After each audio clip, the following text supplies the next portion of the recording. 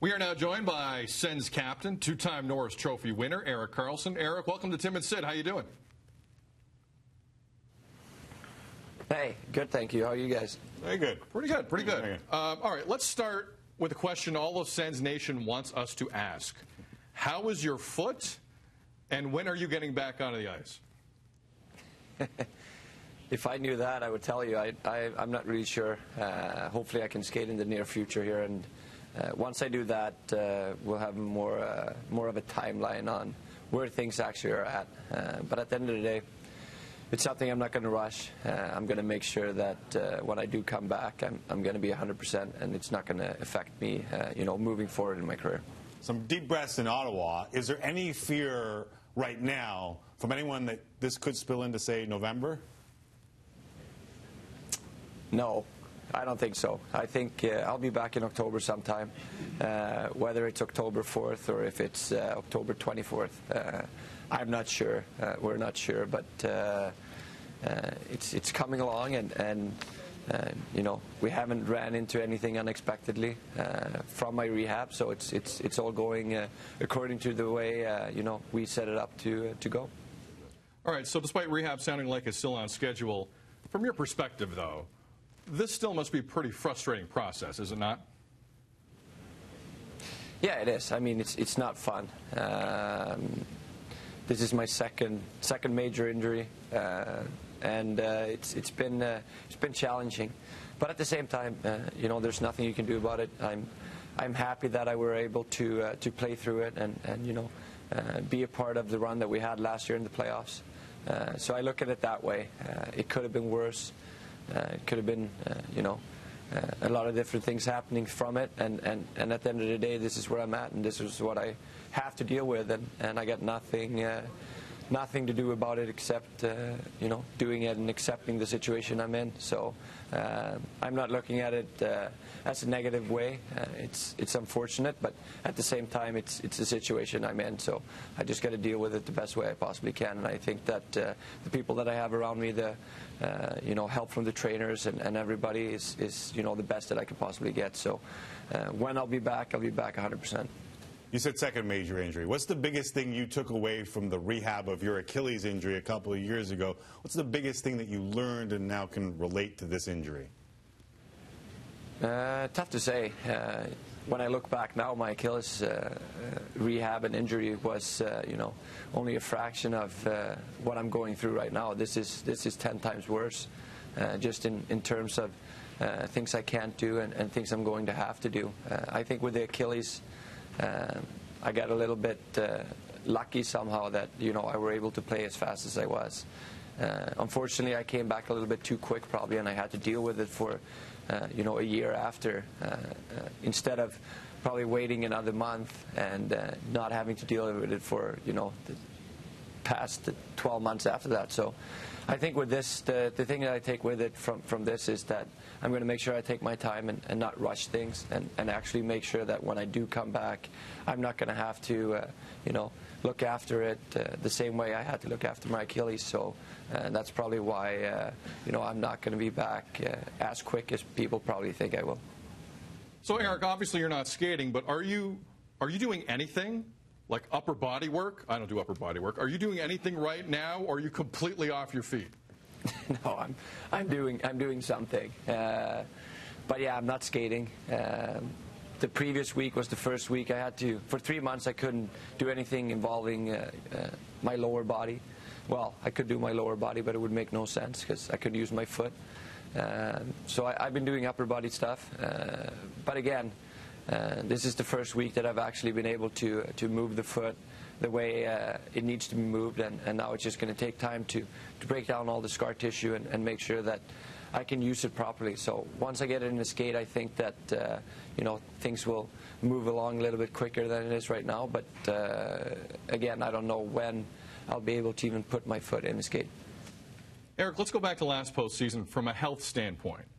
Were you at 70% capacity? Was the number higher than that? Was it lower than that? In hindsight, how would you describe it? I don't really know how to describe it. If you ask people that are close to me, that watched it and know what it was like, I think that they will tell a different story than I will tell, just from the aspect that I was so caught up in the moment, and I didn't really have time to think about what I went through. I wanted to play. I wanted to make sure I could play, and I was fortunate enough to be able to play every game and do so well enough to help the team, which was my only concern. So it's tough to put a percentage on how good things were.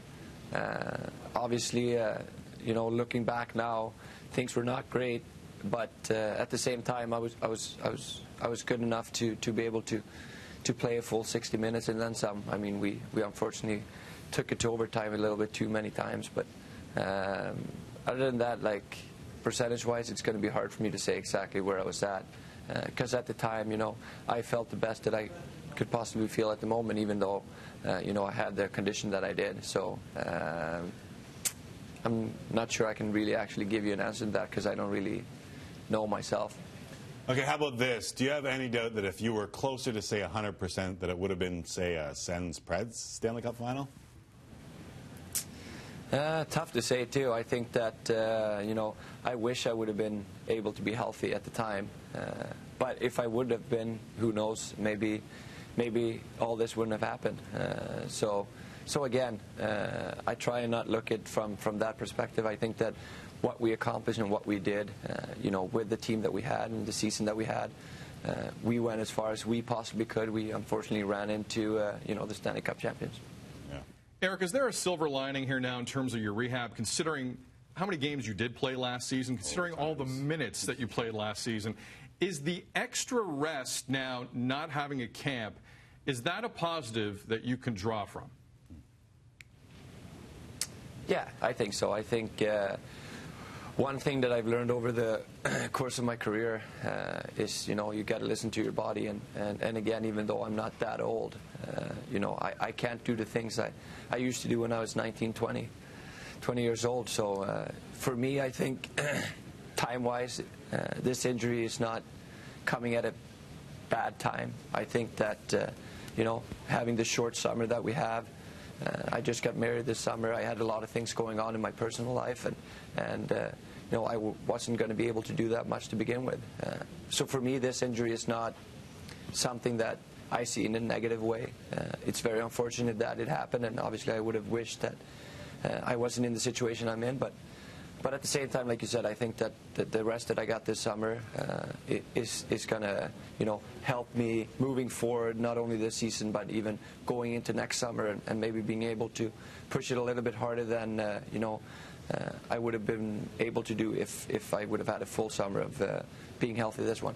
Of course, of course. All right, so let's look ahead to when you eventually get back to the lineup. Is it going to be weird not to have Marc Methot beside you out there? Yeah, it's going to be different. I think, we've been together for 5 years now, or I think it's 5 years. We're obviously very close friends, both on and off the ice. Someone that lives in Ottawa, that I see, on a regular basis, 12 months a year. So, yeah, it's going to be extremely different to not have him, not only on the ice, but in the locker room and around the city. He's from Ottawa. We have a lot of common friends that we spend time with off the ice as well. So from that aspect, it's going to be a bit of a change for me personally as well. So, as sad as I am to see him go, as much as that, I wish him, all the best in Dallas, and I know he's going to do great there, and the guys are going to love him there, and I'm going to be jealous that, they're going to be able to spend more time with him than I will. Do you think people really appreciated what he did night in, night out? I mean, you're shoulder to shoulder with him most nights, But, Erik, do you think other people really understood what he brought to your team? No, I don't think so. He's one of the guys who get all the credit that he probably deserves. Being the type of player and the style of hockey that he plays on a nightly basis, and having the experience that he does, because he's been in the league for such a long time, is something that's very underrated, and why he's so highly sought after from other teams, because how much he means to the team itself, even though outwards or in media he might not be the guy that gets the most coverage or the respect, and and things like that that he actually deserves. So yeah, it's definitely a big loss for us and someone that we're going to miss. I think that we're going to have guys that's going to step up and fill his shoes eventually, but you know, a player like him and you know, the style of play that he plays and being as experienced as he is, I think it's hard for people to understand. It's not like he's going to go out there one night and not be good. He's always going to do the things that he does to the best of his ability and to a team that is invaluable. All right, when we look back to the lead up to the expansion draft, are you of the mindset of, well, it's a business, these things happen, or are you still kind of a little confused at how the circumstances maybe could have been a little bit different, perhaps? Well, the NHL Awards was, you know, it took a long time because we had to watch the draft, and it was fun. But yeah, it was different. You know, it's something that we haven't been a part of before. It's all a new concept. So I think that they did the best that they could with you know, what they had, which was the expansion draft. And again, unfortunately for us, we had a good depth on our team, and we were going to lose one of the guys that we didn't want to lose, and it just unfortunately happened to be you know, Mark. So I'm a little bit of both. It kind of feels a little bit surreal, but at the same time, you know, I was there to watch it firsthand, so I know it's real and it's going to happen. And again, we're just going to deal with the situation that we're in. Erik, almost done here. Appreciate the time. A couple more things before we let you go. The Olympics. You were not happy with the decision the NHL made. A lot of people weren't happy. But some think there's still a gray area concerning superstar players and whether they can go to ownership and maybe ask to go to Pyeongchang. Some people don't think the door is completely closed. Do you think the door for you in the Olympics is now officially closed? Yeah, it's closed. It's over.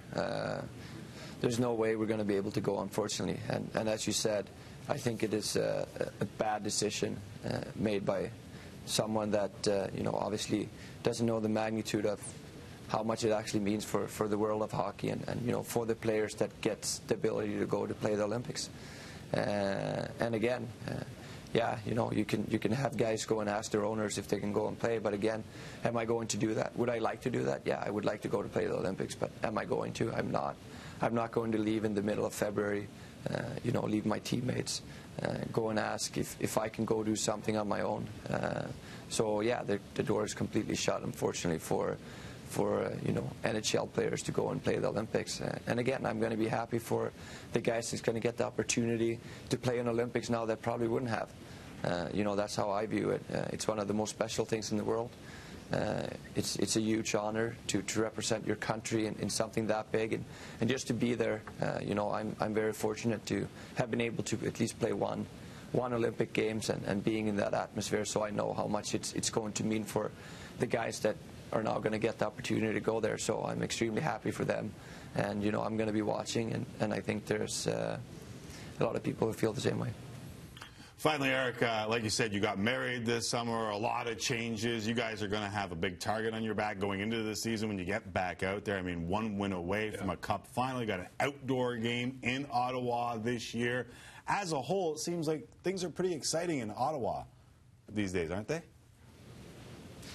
Yeah, I think you know, it's been a great year for the entire city, the organization, and you know, me personally. So I'm sitting here with a big smile on my face, having, you know, the time of my life. I'm enjoying every second of it, and you know, I'm happy to be in the position that I'm in. Erik, great stuff. All the best in your rehab. All the best this season. Let's talk again soon. Thanks, man. Yeah, thank you. Appreciate it.